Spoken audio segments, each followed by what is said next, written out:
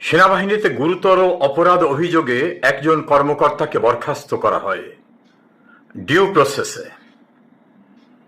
তিনি তার এই বরখাস্ত আদেশের বিরুদ্ধে হাইকোর্টে রিট করেন, অর্থাৎ মামলা করেন।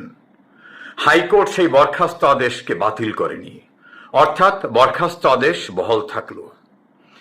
হাইকোর্টের রায়ের বিরুদ্ধে তিনি সুপ্রিম কোর্টে আপিলও করেননি, অর্থাৎ হাইকোর্টের রায়কে তিনি মেনে নিলেন। সরকার পরিবর্তনের পরে রাতারাতি সেই কর্মকর্তার বরখাস্ত আদেশ পাল্টে ফেলানো হলো। বরখাস্তের পরিবর্তে তাকে অবসরের আদেশ দেওয়া হলো, আর্থিক এবং অপরাপর সকল সুযোগ সুবিধা সহ। তার পরবর্তীতে তাকে ব্রিগেডিয়ার জেনারেল থেকে মেজর জেনারেল, মেজর জেনারেল থেকে লেফটেন্যান্ট জেনারেল পদোন্নতি দেওয়া হলো ভূতাপেক্ষ কার্যকারিতা দিয়ে, এবং বেতন ভাতা সহ সকল মর্যাদা। শুধু তাই নয়, বেতন ভাতা, পদ, পদবি অনুসারে মর্যাদার বাইরে গিয়েও 1 কোটি টাকা তাকে অতিরিক্ত দেওয়া হবে। শুধু কি তাই, স্বায়ত্তশাসিত বা সরকারি অন্যান্য প্রতিষ্ঠানে তাদের চাকরিও দিতে হবে। পার্থক্য শুধু সরকার পরিবর্তন। আওয়ামী লীগ সরকার আমলে এই কর্মকর্তাকে গুরুতর অভিযোগে বাধ্যতামূলক সিদ্ধান্তের পরিবর্তে চাকরিচ্যুত করা হয়।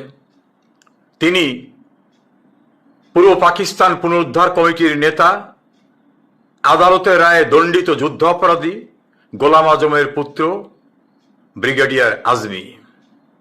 শুধু কি তার ক্ষেত্রে জঙ্গি সম্পৃক্ততা সহ অসংখ্য অভিযোগে যাদের চাকরিচ্যুত করা হয়েছিল, এমন 150 জনকে চাকরিচ্যুতির আদেশ বদলে তাদের সসম্মানে ভূতাপেক্ষ কার্যকারিতা দিয়ে অবসর দেওয়া হয়েছে, পদোন্নতি, আর্থিক সুবিধা, এককালীন সুবিধা এবং সরকারি স্বায়ত্তশাসিত প্রতিষ্ঠানে নতুন করে চাকরি দিতে হবে, এভাবেই গেজেট প্রকাশ করা হয়েছে 1 জুলাই।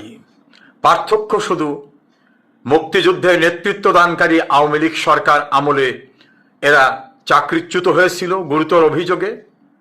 শেখ হাসিনাকে সরিয়ে ক্ষমতা দখল করার পরে জামাতের পৃষ্ঠপোষকতায় থাকা, জামাতের সকল কার্যক্রমে সম্পৃক্ত থাকা ইউনূস সরকার, আর তার ধারাবাহিকতায় বিএনপি সরকার। এবং সকল সিদ্ধান্তের চাবিকাঠি নাড়লেন কে? সেনাপ্রধান জেনারেল ওয়াকারুজ্জামান। তিনি কে? শেখ হাসিনা সরকার কর্তৃক নিয়োগপ্রাপ্ত সেনাপ্রধান।